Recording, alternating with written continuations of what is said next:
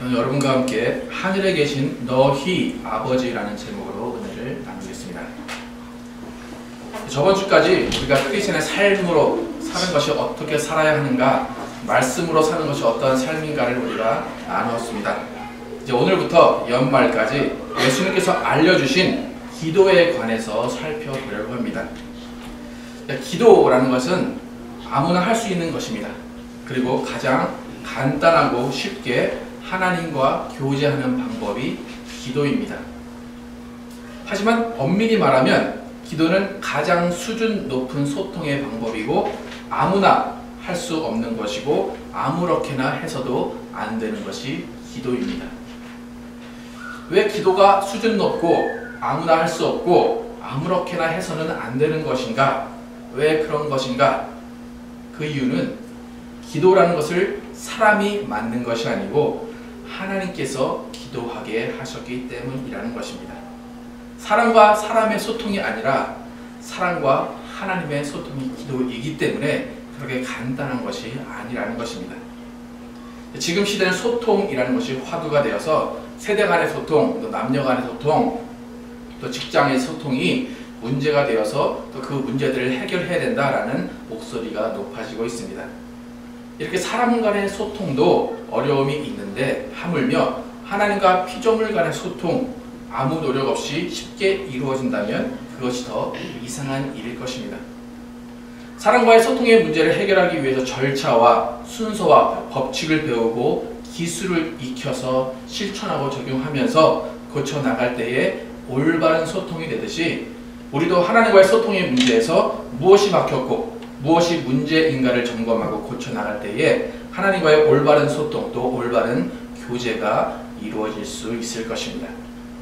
만약에 그런 순서와 절차, 법칙을 무시하고 내가 하고 싶은 대로 말하고 하고 싶은 대로 행동하기만 한다면 절대로 하나님과 소통할 수 없고 절대로 하나님이 원하시는 대화를 할 수가 없을 것입니다. 사람과의 관계에서 자기 할 것만 하고 자기 편한 대로만 하는 사람을 아나무인이다 라고 얘기합니다.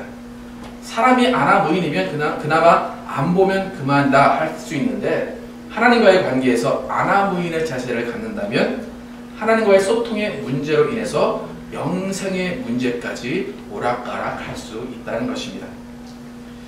요즘에 새로 등장한 직업 중에 애니멀 커뮤니케이터라는 직업이 있습니다. 여러분 들어보셨습니까? 애니멀 커뮤니케이터? 동물과 교감하면서 동물의 생각을 알고 동물과 대화하는 직업을 가진 사람을 애니멀 커뮤니케이터라고 해요. 사실 수년, 수십 년 동안 강아지를 키워오신 분들은 보통 강아지가 무슨 행동을 할 때 제가 왜 저렇구나, 제가 지금 아프구나, 배가 고프구나, 아니면 화가 났구나 보통 다 아실 것입니다. 하지만 여러분 그렇게 강아지와 그런 소통을 할 수 있지만 강아지와 얼굴을 맞대고 집안일을 상의하거나 아니면 아이들의 진로를 강아지와 함께 소통하는 사람은 아마 없을 것입니다. 아무리 직업이 애니멀 커뮤니케이터라고 해도 그 사람조차도 가정일을 강아지와 상의하지는 못할 것입니다. 왜 그렇게 강아지와 그런 일을 상의하지 못할까요? 강아지가 동물로서 IQ가 낮아서 그럴까요? 그것의 문제가 아니라 강아지, 동물은 사람과 전혀 차원이 다른 존재이기 때문입니다. 저는 중고등학교 때 생각이 아주 복잡한, 머릿속이 너무 복잡한 학생이었기 때문에 때로는 강아지를 보면 야, 네가 참 부럽다 라고 말을 한 적이 있습니다. 쟤들은 가만히 묶여있기만 하면 밥 먹을 거 주고 다 챙겨주니까 참 편하겠다 라는 생각을 한 적이 있습니다. 강아지들도 나름대로 눈치 보고 밥 얻어 먹느냐고 힘든 삶을 살겠지만 제가 볼 때는 별 생각 없이 편하게 사는 존재가 강아지 같았어요. 우리도 이제 가끔 세상 자기 마음대로 사는 사람들을 보면 세상 참 편하게 산다 라고 말을 하기도 하죠. 남 신경 안 쓰고 이것저것 다 무시하면서 살면 참 편하고 얼마나 쉬운 인생이겠습니까? 하지만 대부분의 사람들은 그렇게 살지 않는다는 것입니다.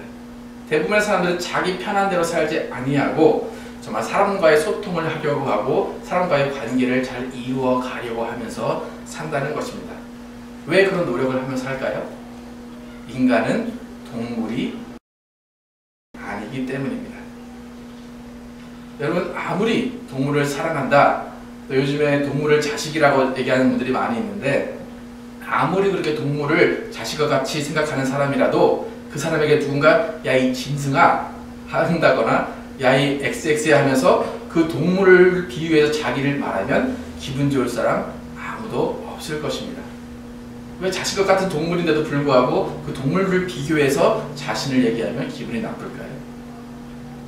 동물을 사랑하고 좋아하면서도 동물 같다라는 말을 듣는 것을 수치로 안다는 것은 무언가 하면 나는 동물과는 다른 존재야 라는 것을 스스로 인정한다는 것입니다. 나는 동물과는 다른 사람이라는 존재로서 자존심과 자존감이 있는 존재야 라고 스스로 인정하고 있다는 것입니다. 그렇기 때문에 아무리 보잘것없다고 생각하는 사람이라도 나도 사람이야 라는 자존심 하나는 끝까지 지키고 가는 것이 사람입니다. 그래서 우리는 그것을 인권이라고 말을 합니다. 인권. 인권이라는 말이 대두가 된 것은 독일에 이제 여러분 잘 아시듯이 히틀러가 지배했던 나치 시대에 유대인들이 동물 취급당하면서 여러 가지 시험에 사용이 되고 그냥 모조리 학살당했던 그 사건을 계기로 인권이라는 말이 나오기 시작했습니다. 또 우리가 잘 알듯이 일본도 우리나라를 포함해서 여러 나라의 그런 인권을 누리는 그런 일들을 많이 자행했던 것이 사실입니다. 대한민국 헌법도 보면 제10조에 모든 국민은 인간으로서의 존엄과 가치를 가지며 행복을 추구할 권리를 가진다 라고 말하면서 인권이라는 것을 존중합니다. 다시 말해서 사람의 존재는 동물과 틀리고 사람의 존재는 인격적인 존재다 라는 것을 말하고 있습니다. 따라서 인권을 무시한다, 사람을 무시한다 라는 것은 인간을 동물과 같이 취급한다 라는 거예요. 여러분 잘 생각해보면 사람도 목숨 한 개입니다. 강아지도 목숨 한 개입니다. 그런데 왜 똑같은 한 개의 목숨인데 인간의 목숨, 그것이 동물의 목숨보다 더 소중하게 여기고 무엇이 귀하길래 그렇게 다르게 생각할까? 여러분 생각해 보셨습니까? 똑같은 목숨인데 왜 사람의 목숨을 죽이면 안 되고 동물의 목숨은 쉽게 죽이고 또 먹기도 하는가? 세상 사람들은 부인할지 모르지만 그 인간의 목숨이 존귀한 이유, 실질적인 이유는 무엇인가 하면 사람에게는 영혼이라는 게 있기 때문입니다. 또 그 영혼은 죽지 않기 때문입니다. 사람이 IQ가 높아서 똑똑해서 그래서 존귀한 목숨이다, 그것이 아니라 죽지 않는 영혼이 그 안에 있기 때문에 사람의 목숨이 소중하고 존엄한 가치를 가지게 된다는 것입니다. 그렇다면 그 존엄한 가치, 사람의 목숨이 존귀한 이유, 그것은 왜 그렇게 됐을까요? 그 이유는 인간의 존엄성, 인간의 영혼은 하나님 아버지로부터 나왔기 때문입니다. 인간의 존엄, 인간의 가치, 그것은 인간 스스로 만든 것이 아니라는 것입니다. 하나님 아버지께서 만들어 주셨다는 것입니다.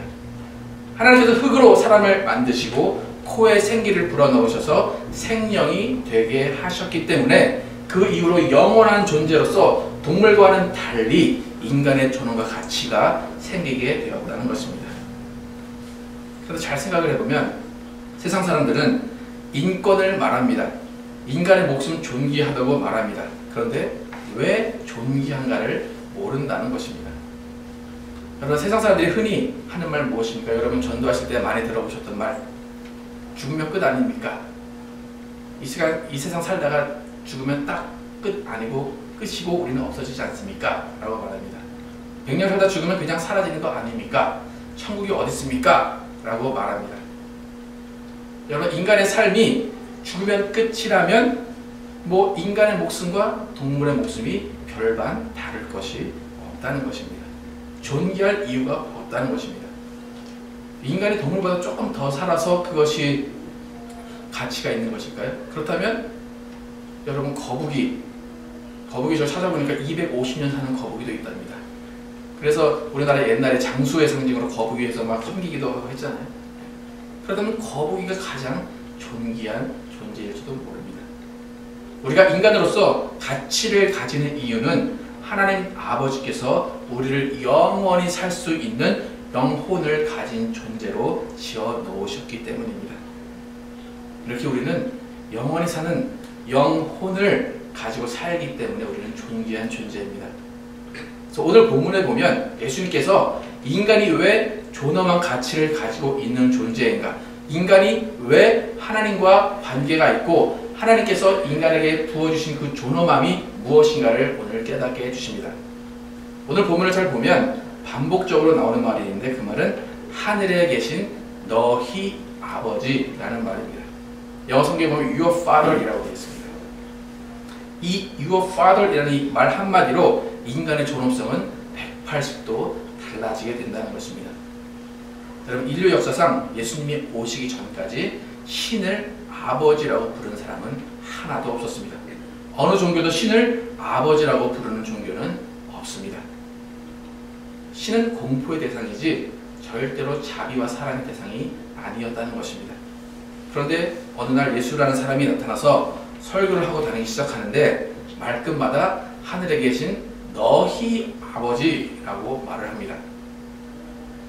이 말은 뭐냐면 하루아침에 듣도 보지도 못한 아버지라는 존재가 생겼다는 것입니다.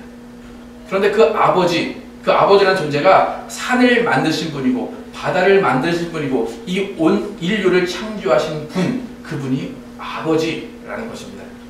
또 예수, 그분의 아버지가 아니라, 그분만의 아버지가 아니라 너희 아버지다 라고 말씀하신다는 것입니다. 이스라엘은 여호와 하나님 부르면서 이름 제대로 한번 불러보지 못했습니다. 야훼여, 하나님의 이름도 부르지 못한 존재가 갑자기 사랑 많고 자비 많으신 아버지라고 부를 수 있게 되었고 아버지를 갖게 되었다는 것입니다. 조물주를 아버지라 부른다는 것, 그것은 엄청난 사건입니다. 로마서 8장 15절에 보면 너희는 다시 무서워하는 종의 영을 받지 아니하였고 양자의 영을 받았으므로 아바 아버지라 부르짖느니라 라고 말씀합니다. 종이라고 말할 때는 거의 동물과 같은 취급을 하는 것입니다. 값으로 매겨지고 사고 팔고 죽여도 벌을 받지 않는 것, 그것이 종입니다. 그런데 이제 죄의 종이었던 신분이 하나님을 아버지라고 부를 수 있는 자녀의 신분으로 바뀌었다는 것입니다. 하나님의 아들이신 예수님께서 2000년 전에 이스라엘 사람들에게 하늘에 계신 너희 아버지라고 하시면서 친히 오셔서 그의 아버지를 소개해 주시고 그의 아버지가 너희 아버지다 라고 말씀하신 사건은 너무 충격적이고 사랑의 사건이라는 것입니다. 저희 지인 중에 건강하셨던 남자분이 있는데 40대 초반에 갑자기 암으로 돌아가신 가정이 있습니다. 네, 그 가정에 세 자녀가 있었는데 첫째가 8살이었고 둘째가 6살, 그리고 막내가 3살 정도 됐던 것으로 기억을 해요. 암투병을 하다가 몇 개월 하시다가 돌아가셨는데 마지막 중환자실에 이제 계실 때 그 세 자녀들이 저희 집에 이제 있었습니다. 그런데 이제 아버지가 이제 돌아가셨다는 소식을 이제 전화로 받고 그 아이들을 한 방에 이제 있는데 어떻게 소식을 전해줄까 하다가 그래도 이 소식을 전해줘야겠구나 라고 이제 아이들 함께 있을 때 그 소식을 전해줬습니다. 그런데 둘째, 셋째, 뭐 8살, 6살, 3살 되는 아이들은 뭐 아버지가 돌아가셨다 라고 해도 실감이 안 나는 거예요. 그게 무슨 말인지도 모르고 그냥 자기들 할 거, 놀 거 그냥 놀고 있었어요. 그런데 8살짜리 첫째 아이는 아버지가 돌아가셨다 라는 말을 듣고 주저앉아서 한참을 펑펑 울었습니다. 그리고 펑펑 울다가 울음이 끝일 쯤 돼가지고 한마디 딱 했습니다. 그 첫 마디가 뭐냐면 아빠라고 불러보고 싶다 라고 하더라고요. 아빠라고 부르고 싶다. 그러면서 또 울면서 아빠 아빠 하면서 계속 우는 모습을 봤습니다. 그 아이에게는 이제 평생 동안 아빠라고 마음 놓고 진심으로 부를 존재가 사라졌다는 것입니다. 아빠라고 불러도 대답해 줄 존재가 그 아이에게는 없어졌다는 것입니다. 그러니까 그 아이의 마음이 얼마나 아팠을까. 그러니까 8살 그 아이의 마음에서 나온 그 진심 어린 한마디 아빠라고 불러보고 싶다. 여러분 그 심정을 이해하십니까? 아버지가 있어도 오히려 귀찮은 존재로 필요 없는 사람으로 생각하는 사람은 아마 이해가 되지 않을 것이지만 아버지의 사랑을 알고 그 사랑을 그리워하는 사람에게는 너무나 간절한 소원이 아버지, 아빠라고 불렀을 때 그 아빠가 대답해주는 그 음성, 그것이 얼마나 소중한 것인가를 알 것입니다. 예수님께서는 고아와 같이 버려진 우리들, 죄의 종된 우리에게 아버지의 존재를 알게 하시고 우리 입으로 하나님을 아버지라고 부를 수 있도록 이 세상에 오셔서 그의 몸을 찢기시고 피를 흘리시고 우리의 죄를 사해 주셨다는 것입니다. 여러분, 예수님께서 하늘에 계신 너희 아버지라고 하신 그 말씀의 진심, 그 진심을 여러분 알고 계십니까? 너희도 아버지가 있어. 너희도 그 아버지와 대화할 수 있어. 너희도 그 아버지께 나아가면 그 아버지가 너희를 지켜주셔 라고 알려주신 그것이 하늘에 계신 너희 아버지라는 말씀입니다. 그래서 마태복음 6장은 그 아버지를 알려주신 말씀이에요. 하나님을 아버지라고 부를 수 있는 하나님의 자녀들, 그 자녀들이 너희들이다 라고 알려주셨다는 것입니다. 그리고 그 아버지라 부를 수 있는 그 자녀들에게 특권이 있는데 그것이 바로 기도다 라고 예수님은 알려주셨습니다. 기도가 특권이고 기도가 소중한 것은 왜 그러냐면 하늘에 계신 우리 아버지가 계시기 때문입니다. 간구하면 들어주시는 아버지가 계시고 우리의 일거수일투족을 지켜보시는 아버지가 있다라는 것입니다. 종이었던 자가, 고아였던 자가 아버지라고 부를 수 있는 간격, 그것이 바로 기도라는 것입니다. 살아계신 아버지가 내 말을 들어주시고 다정하게 대답해 주시는 것이 바로 기도다라는 것입니다. 그렇기 때문에 예수님께서 오늘 마태복음 6장에서 하늘에 계신 너희 아버지라고 말씀하신 거예요. 그냥 내 아버지 하면은 사람들이 무슨 말인지 몰라요. 그러니까 하늘에 계신 너희 아버지, 지금까지 안 계셨던, 몰랐던 너희 아버지가 이제 너희 아버지시다. 그분이 나의 아버지만이 아니라 너희 아버지도 되신다라고 예수님께서 알려주셨다는 것입니다. 그리고 예수님께서는 그 아버지와의 대화 방법을 가르쳐 주시는 것이 마태복음 6장의 이야기입니다. 우리가 오늘 분명히 알아야 할 한 가지, 그것은 무엇인가 하면 예수님께서 말씀하신 너희 아버지, 그 아버지에 대한 올바른 개념이 우리 안에 있느냐라는 것입니다.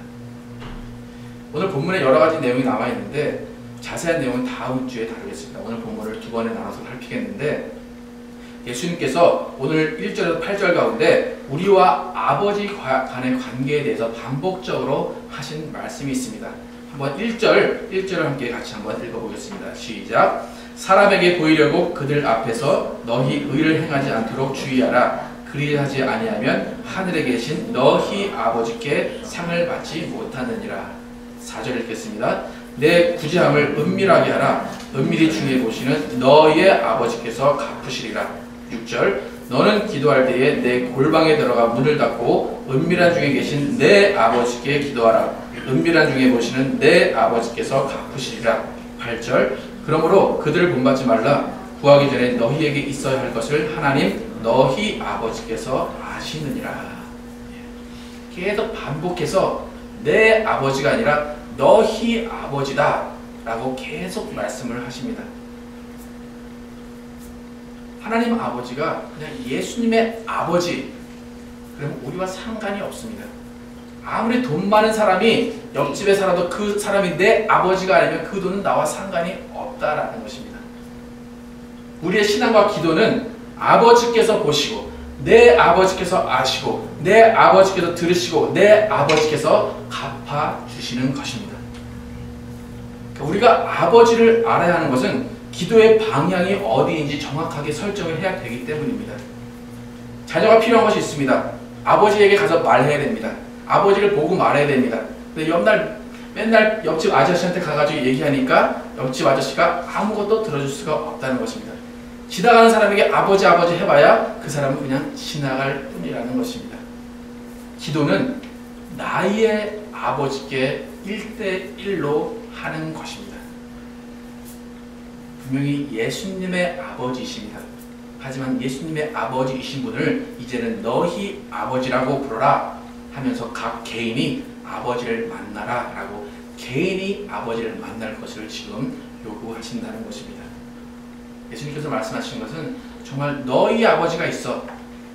너의 말을 들어주는 아버지가 있어. 너의 모든 것을 갚아주시는 아버지가 있어.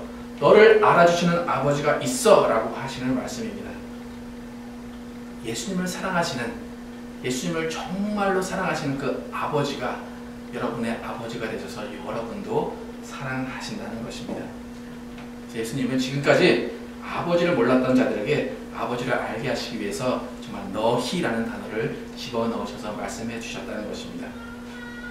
여러분, 하늘에 계신 아버지, 여러분 각자의 아버지야 그 아버지와 친밀하게 대화하실 수 있습니다. 여러분 지금 각자 여러분의 이름을 넣으셔서 아버지 한번 불러보시기 바랍니다. 여러분의 이름 넣어서 저는 김정현이가 김정현의 아버지, 여러분 각자 이름 넣어서 한번 소리쳐 아버지를 불러보시겠습니다. 시작. 김정현의 아버지. 다시 한번 시작. 김정현의 아버지. 예. 아버지는 여러분의 아버지입니다. 다른 사람의 아버지는 여러분과 상관이 없다라는 것입니다. 예수님의 아버지가 여러분의 아버지가 되십니다. 이렇게 살아계신 나의 아버지라는 감격이 없으면 기도할 수 없습니다. 많은 사람이 기도하지 않는 또 못하는 이유가 자신의 아버지라고 부르는 감격이 없기 때문이라는 것입니다. 또 용기가 없기 때문입니다. 하나님은 계신데 저분이 내 기도를 들어주실까? 용기가 없어요. 왜 용기가 없을까요? 내 아버지가 아니기 때문에. 옆집 아저씨한테 가는 거는 용기가 필요해요. 어떤 사장에게 가는 거는 용기가 필요해요. 내 아버지에게 가는 건 용기가 아니에요. 사랑으로 간다라는 거예요. 내가 필요한 거 있습니다, 아버지. 그냥 주십시오라고 간구하는 것, 그것이 아버지께 가는 기도라는 것입니다. 그렇기 때문에 하늘에 계신 아버지가 여러분의 아버지가 될 때 하나님 아버지와 예수님이 하나이시듯이 우리가 하나님과 예수님과 하나가 되는 것입니다. 만약에 예수님의 아버지, 하나님이 그냥 예수님만의 아버지라면 우리는 예수님과 하나가 아닙니다. 그냥 제3자입니다. 그런데 우리가 예수님과 하나라는 것은 무엇입니까? 같은 아버지를 아버지라고 부른다라는 것입니다. 그렇기 때문에 그렇게 한 아버지, 동일한 아버지를 찾고 부르는 사람들에게 가르쳐 주신 기도가 주기도문입니다. 그래서 주기도문의 처음이 무엇입니까? 하늘에 계신 우리 아버지입니다. 너희 아버지, 8절까지는 너희 아버지입니다. 근데 바로 너희는 이렇게 기도하라 말씀하시면서 이제는 우리 아버지입니다. 그 말은 무엇입니까? 예수님과 내가 하나가 되었다는 것입니다. 같은 아버지를 섬기는 그 감격이 있느냐라는 거예요. 그 감격이 기도할 수 있는 힘이라는 것입니다. 우리는 막연한 개념을 버려야 돼요. 예수님이 아버지시지, 하늘에 계신 아버지시지, 그게 아니고 내 아버지시다. 그 감격이 있어야지만 기도할 수 있다는 것입니다. 그러니까 예수님과 함께 손잡고 아버지께 가자. 예수님께서 너 고민 있어? 아빠한테 갈까? 그리고 아버지께 손잡고 같이 가는 거예요. 그게 예수님이 해주시는 것이라는 거예요. 아버지를 찾고 부르는 감격, 그것이 기도의 시작입니다. 그 아버지를 신뢰하고 사랑하는 것이 기도의 시작이라는 것입니다. 여러분 기도할 때 그저 그냥 주여, 주여, 여호와여, 여호와여, 그게 아니에요. 내 아버지, 내 아버지, 그 특권을 가지고 여러분 기도하시기 바랍니다. 그 아버지께서 각 사람의 기도를 들으신다는 거예요. 개인적으로 바라보고 개인적으로 듣고 계신다는 거예요. 그래서 오늘 6절에 예수님께서 말씀하셨습니다. 너는 기도할 때에 내 골방에 들어가 문을 닫고 은밀한 중에 계신 내 아버지께 기도하라. 은밀한 중에 보시는 내 아버지께서 갚으시리라. 여러분 수억의 인구가 있습니다. 수억의 인구가 한꺼번에 기도한다. 그러면 하나님께서 헷갈리실 것 같죠? 안 헷갈리십니다. 왜요? 내 아버지께 구하기 때문에. 여러분 아버지가 자기 자식을 헷갈리겠습니까? 아무리 쌍둥이라도 다 알죠? 내 아버지, 다른 사람의 아버지, 예수님의 아버지가 아니라 내 아버지께 간구하는 그 기도를 아버지께서 들어 응답해 주실 것입니다. 여러분 아버지가 없거나 아버지가 필요 없는 사람처럼 아버지를 찾지도 않고 부르지도 않는 아버지 없는 신앙생활 하지 마시고 정말 아버지를 만나는 감격, 아버지를 부르는 감격, 아버지의 사랑을 느끼는 그 감격으로 아버지와 깊은 대화의 시간, 기도의 시간을 누리시고 아버지가 주시는 행복, 아버지가 주시는 기쁨을 마음껏 누리시는 여러분과 제가 되기를 예수 이름으로 축원합니다. 기도하시겠습니다.